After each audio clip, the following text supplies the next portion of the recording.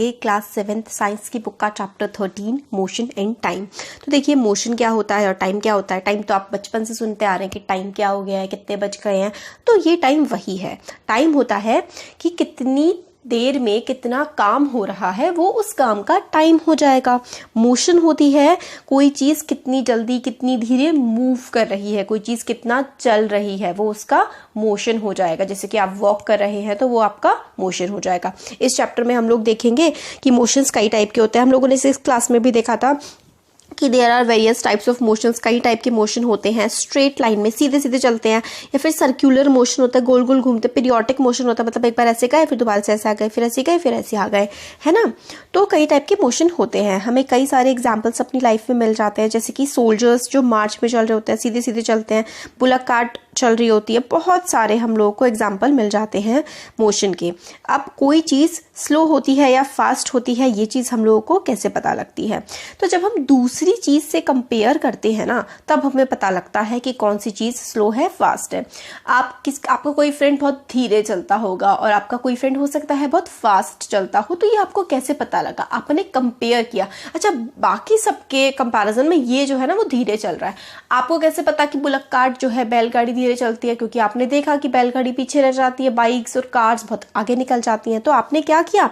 आपने कंपेयर किया। हम लोगों को कंपेयर करना पड़ता है अगर बताना है कि कोई चीज़, कोई व्हीकल तेज चल रहा है या फिर धीरे चल रहा है। तो एक्टिविटी है, मतलब वही है, चल वल के देखो, टाइप्स का ऐसा कुछ नहीं है इसमें। अब distance move by object in a given interval of time can help us to decide which one is faster or slower. और हम लोग किस तरीके से कंपेयर कर सकते हैं? तो हम लोग क्या करेंगे ना, ये एक कार है, ठीक है। अब हम देखेंगे कि ये कार जो है 1 घंटे में कितना डिस्टेंस कवर कर लेती है। तो सपोज करिए एक कार 1 घंटे में 30 किलोमीटर्स कवर कर लिया कार ने। फिर हम देखते हैं कि एक बाइसिकल ने 1 घंटे में कितना डिस्टेंस कवर करा। तो बाइसिकल ने सपोज करिए कि 10 किलोमीटर डिस्टेंस कवर कर लिया होगा। तो हमें पता लग गया कि 1 ही घंटा है। टाइम तो सेम है मगर डिस्टेंस अलग अलग है। डिस्टेंस तो कार तो 30 किलोमीटर कवर कर ले रही है, मगर साइकिल सिर्फ 10 किलोमीटर कवर कर पा रही है 1 घंटे में।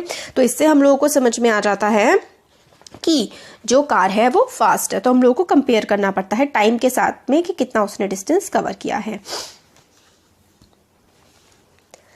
तो अगर आप भी चलें, आप इस पॉइंट से आप चल रहे हैं और इस पॉइंट से एक बस चल रही है, तो 5 मिनट में आप जितना डिस्टेंस कवर करेंगे, तो बस जो है वो तो बहुत ही ज़्यादा 5 मिनट में डिस्टेंस कवर कर जाएगी। तो यही हम लोग को पता लगता है इससे कि कौन सी चीज़ फास्ट है, कौन सी चीज़ स्लो है। तो डिसाइड करना स्पीड किसकी हाईएस्ट है, ये हम लोग को आराम से बता सकते हैं। अब स्पीड क्या होती है? आपने स्पीड बहुत बार सुना होगा, अरे भाई कितनी स्पीड में चल रही है कार, कितनी स्पीड में चल रहा है, ये वो, है ना। तो बहुत बार आपने ये चीज़ सुनी होगी। एग्जाम्पल जो है ऊपर आपको, इससे पहले हमने कार्स वगैरह देखी थी, एग्जाम्पल मिले स्पीड के। तो higher speed seems to indicate that a given distance has been covered in shorter time. तो हायर स्पीड मतलब स्पीड ज़्यादा है, इससे हमें ये समझ में आता है कि किसी भी चीज़ ने ज़्यादा डिस्टेंस कवर कर लिया होगा, ज़्यादा दूरी तय कर ली होगी, तभी तो उसकी स्पीड ज़्यादा है। तो जल्दी से काम कर लेता है, उसकी स्पीड ज़्यादा होती है। तो मतलब कम टाइम में अगर आप ज़्यादा डिस्टेंस कवर कर ले रहे हैं तो आपकी स्पीड क्या है? आपकी स्पीड ज़्यादा है, ठीक है। अगर आप कम टाइम में ज़्यादा डिस्टेंस कवर कर ले रहे हैं किसी और के कंपैरिजन में, तो आपकी स्पीड हो गई ज़्यादा। मोस्ट कन्वीनियंट वे जो है वो फाइंड करने का कि कौन सी चीज़ फास्ट मूव कर रही है और कौन सी चीज़ धीरे मूव कर रही है, हम लोग एक टाइम निकाल लेते हैं, है ना। Thus we know the distance covered by 2 बस in 1 hour। हम लोगों को पता है कि 2 बसेस ने 1 घंटे में कितना डिस्टेंस कवर कर लिया है। तो हम लोग क्या करेंगे, हमें 1 घंटा पता है हमें कि टाइम 1 घंटा है, डिस्टेंस हम लोगों को पता है, तो हम लोग बता देंगे जिसने ज़्यादा डिस्टेंस कवर कर लिया होगा वो क्या हो जाएगी, उसकी स्पीड ज़्यादा हो जाएगी। तो ज़्यादा डिस्टेंस इस वाली बस ने किया है तो इसकी स्पीड क्या हो गई, ज़्यादा हो गई। तो इसी तरीके से हम लोग पता लगा लेते हैं कि एक पर्टिकुलर टाइम बराबर रख लेते हैं और फिर उनका डिस्टेंस कवर देख लेते हैं। 1 घंटा रख लिया टाइम, या 5 मिनट रख लिया, 10 मिनट रख लिया, और ये देखेंगे कि वो कितना डिस्टेंस कवर कर ले रहे हैं। तो उसी से हम लोगों को पता लगेगा कि उस चीज़ की स्पीड कितनी है। तो यही सब चीज़ें इसमें दी हुई हैं। आगे इतना एक्चुअली पता है क्या है, बाकी जो सब्जेक्ट्स होते हैं जैसे कि फिजिक्स हो गया, केमिस्ट्री हो गया, बायो हो गया, इसमें तो हमें लाइन टू लाइन पढ़ने की जरूरत होती है। बट फिजिक्स में ना हम लोगों को सिर्फ कॉन्सेप्ट पकड़ना होता है। लाइन टू लाइन में तो इसमें बहुत सारी चीज़ें लिखी होती है जो हमारे लिए ज़रूरी नहीं होती है। तो इसमें हम लोगों को कॉन्सेप्ट पकड़ना। तो स्पीड का कॉन्सेप्ट समझ में आ गया ना आपको। अब देखिए इंपॉर्टेंट चीज जो ये वाली है ना, ये speed is equals to total distance covered upon total time taken. तो स्पीड क्या होती है, आपकी स्पीड कितनी होगी, जितना आप डिस्टेंस कवर कर लेंगे, जितनी आप दूरी तय कर लेंगे, divided by total time taken, और डिवाइडेड बाय जितना आपको टाइम लगा होगा, मतलब जितनी आपने दूरी कवर करी और जितना आपको टाइम लगा वो आपकी स्पीड हो जाती है। तो speed calculated here is actually the average speed of the car. तो ये क्या है, ये एवरेज स्पीड है। एवरेज क्यों, क्योंकि देखिए नॉर्मल लाइफ में ऐसा पॉसिबल नहीं है कि आपकी जो कार है वो हर समय ही 30 किलोमीटर पर आवर से चलती रहे, या फिर आपकी बाइक, आपकी स्कूटी या साइकिल एक स्पीड से नहीं चलती। कभी उसकी स्पीड सपोज करिए 50 किलोमीटर पर आवर भी होगी, कभी 60 भी पहुंची होगी, तो कभी ट्रैफिक की वजह से 10 भी हो गई होगी, है ना। तो स्पीड ना वेरी करती रहती है। तो हम लोग ना इन सबका एवरेज निकालते हैं। आपके ना मैथ्स में 3rd चैप्टर में आपको एवरेज निकालना सिखाएंगे कि मान लीजिए 5 एंटिटी हैं जिनकी एक की वैल्यू 5 है, एक की 6 है, एक की 3 है, एक की 2 है और एक की सपोज करिए 1 है। तो आपने इन सबको नंबरों को ऐड कर लेना है, और कितने हैं ये 1 2 3 4 5 है ना, इससे डिवाइड। तो पहले आप ऊपर वाली चीजों को ऐड कर लेंगे, तो 5 + 6 हमारा कितना हो गया, 5 + 6 11, फिर 12 13 14 15 16 17 17/5 वैसे पॉइंट में आएगा। इससे हम लोग का एवरेज निकलता है, वो तो मैथ्स में सिखाया जाएगा आपको। तो एवरेज स्पीड क्या होती है, एवरेज स्पीड होती है टोटल डिस्टेंस, सारा का सारा डिस्टेंस, जितने भी डिस्टेंस कवर किया है टोटल, सपोज करिए 50 किलोमीटर किया है, और टोटल टाइम कितना लगा, सपोज करिए कि 2 घंटे लगे हैं।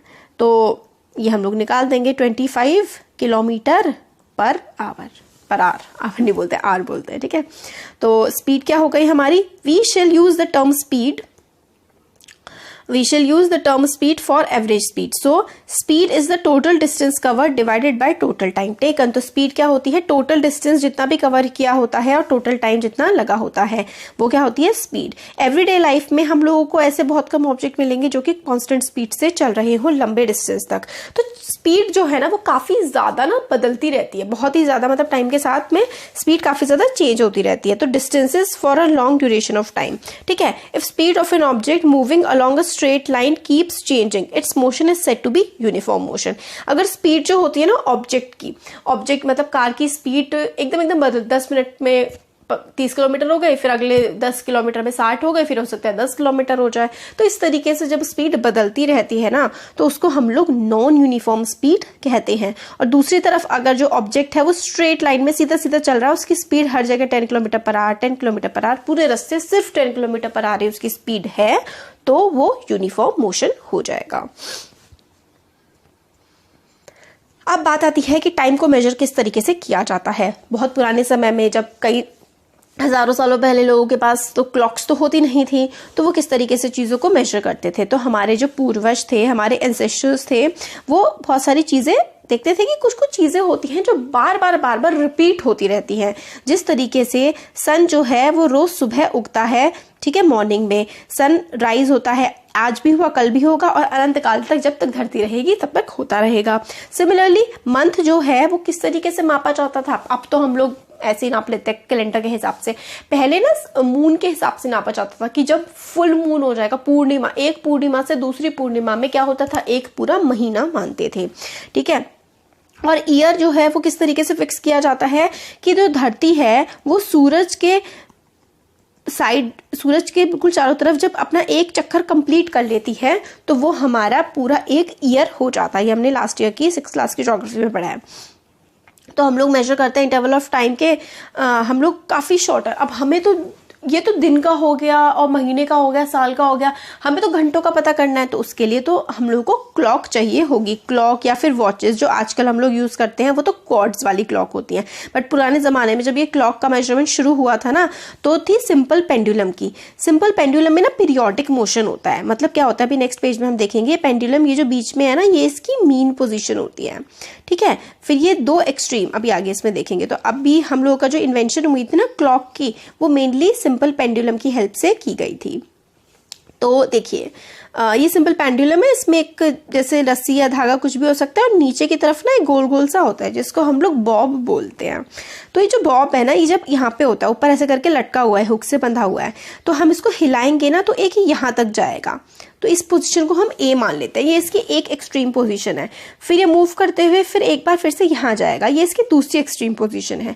तो ये एक चक्कर अपना कब कंप्लीट करेगा, जब ये बीच में था, हमने इसको हिलाया और फिर हमने हिलाने के बाद इसको छुआ नहीं, फिर हमने छोड़ दिया जब तक ये रुक नहीं जाता। तो ये इसको ओ मान लेते हैं। फिर इस ओ से ए पे जाएगा, फिर ए से फिर से ओ पे आएगा, और फिर ओ से फिर बी पे जाएगा, और फिर बी से जब दोबारा से ओ पे आएगा तब इसका एक चक्कर कंप्लीट माना जाएगा। जैसे ये यहाँ से स्टार्ट हुआ था, यहाँ से यहाँ गया, फिर यहाँ जाके यहाँ से यहाँ वापस आया, फिर यहाँ से ये यहाँ गया और यहाँ से यहाँ के फिर से वापस आया। जब देखिए मुच्छे बन गई तो ये जो है ना, ये वाला जब यहाँ पे वापस आ जाता है तो इसका वन कंप्लीट ऑसिलेशन हो जाता है। तो ये देखिए सिंपल पेंडुलम जो होता है उसमें एक मेटेलिक बॉल होती है, छोटा सा स्टोन भी उसके नीचे हो सकता है, हमने अभी देखा था, जिसको हम लोग बॉब बोलते हैं। Shows the pendulum at rest, ठीक है। अब ऊपर जो है वो तो रुका हुआ पेंडुलम है, बट जब ये मूव कर रहा होता है तो ये टू एंड फ्रो, मतलब to and fro, to and fro, to and fro, इस मोशन को हम लोग ना टू एंड फ्रो मोशन बोलते हैं सिंपल पेंडुलम के। और इसको हम टू एंड फ्रो जो मोशन होता है ना, ये पीरियोडिक या फिर ऑसिलेटरी भी होता है। पीरियोडिक क्योंकि ये बीच में से यहाँ गया, फिर यहाँ वापस आ गया, फिर बीच में से यहाँ गया और यहाँ वापस आ गया। तो इस तरीके के मोशन को हम लोग पीरियोडिक मोशन या फिर ऑसिलेटरी मोशन भी बोलते हैं। तो pendulum is said to have completed one oscillation, pendulum एक ऑसिलेशन तब कंप्लीट करता है when its bob starting from mean position. इसका जो ये क्या है, बॉब है, ये मीन पोजिशन से स्टार्ट होता है, स्टार्टिंग फ्रॉम मीन पोजीशन ओ, ठीक है, मूव्स टू ए, मतलब ओ से स्टार्ट हुआ, ए पे गया, फिर उसके बाद ओ से स्टार्ट होके मूव्स टू, ऐसे करके मीन पोजीशन पे था, ए को हुआ, फिर उसके बाद बी को गया, फिर उसके बाद फिर से ए को आ गया, मतलब ए को गया, ए से बी को गया, बी से फिर से हमारा यहाँ पर आ गया। तो क्या हो गया, हमारा पूरा एक कंप्लीट ऑसिलेशन हमारा हो जाता है, ठीक है। तो मैंने आप इतनी देर से जो आपको बता रही थी वो यही है। और the time taken by a pendulum to complete one oscillation is called time period, मतलब ऑसिलेशन कंप्लीट करने के लिए एक पेंडुलम को जितना टाइम लगता है, ये ऑसिलेशन ये होती है, यहाँ से यहाँ, फिर यहाँ से यहाँ, फिर यहाँ से यहाँ वापस, ये एक ऑसिलेशन होती है। और इस पूरी ऑसिलेशन को कंप्लीट करने के लिए जितना भी एक पेंडुलम को टाइम लगता है ना, उसे टाइम पीरियड कहते हैं। तो ये आगे तो एक्टिविटी है, कुछ इतना इंपॉर्टेंट नहीं है इस एक्टिविटी में। इसमें सिर्फ ये बताया गया है कि आप एक पेंडुलम, एक टेबल सा बना लीजिए इस तरीके का, ये देखिए ये वाला, ये टेबल बना लीजिए और एक में आप टाइम लिखते जाइए कि आपको 20 ऑसिलेशन, मतलब 20 बार हिलाना है उसको पेंडुलम को, और लिखते जाना है कि जो पहला था, ठीक है, पहला जो ऑसिलेशन आपने हिलाया था उसमें कितना टाइम लगा था, फिर जब दूसरा आप हिलाओगे, time taken for 20 oscillation, 20 oscillation में कितना टाइम लगा, 42 सेकेंड लगे, और टाइम पीरियड मतलब एक के लिए कितना लगा, 20.1, तो मतलब 2.1। तो आपको एक चार्ट सा प्रिपेयर करना है कि कितना उसको टाइम लग रहा है एक पोजीशन से दूसरी पोजीशन पर आने के लिए। तो ये इतना इंपॉर्टेंट नहीं है। इंटरेस्टिंग फैक्ट जो है ये काफ़ी वाकई में इंटरेस्टिंग है। इससे हमें पता लगता है कि ये गैलीलियो गैली थे, ठीक है, ये एक बार ऐसे ही बैठे हुए थे, तो इन्होंने चर्च में जब सर ऊपर करा तो कोई चीज़ ना हिल रही थी, तो इन्होंने देखा कि मतलब पहले वो बीच जिस जगह से स्टार्ट हुई थी वो पहले यहाँ से स्टार्ट हुई थी, फिर यहाँ से ऐसे जा रही है, फिर ऐसे आ रही है, फिर ऐसे आ रही है, फिर ऐसे जा रही है। तो मतलब एक वो फिर उन्होंने अपनी पल्स रेट, हमारी जो नर्व्स होती है ना, उनको नापा, तो मतलब जितनी देर में एक पल्स धड़क रही थी उतनी देर में वो बिल्कुल मूव कर रहा था। फिर उन्होंने काफ़ी सारे एक्सपेरिमेंट किए और उसके बाद इन लोगों ने पेंडुलम क्लॉक का इन्वेंशन कर लिया। अब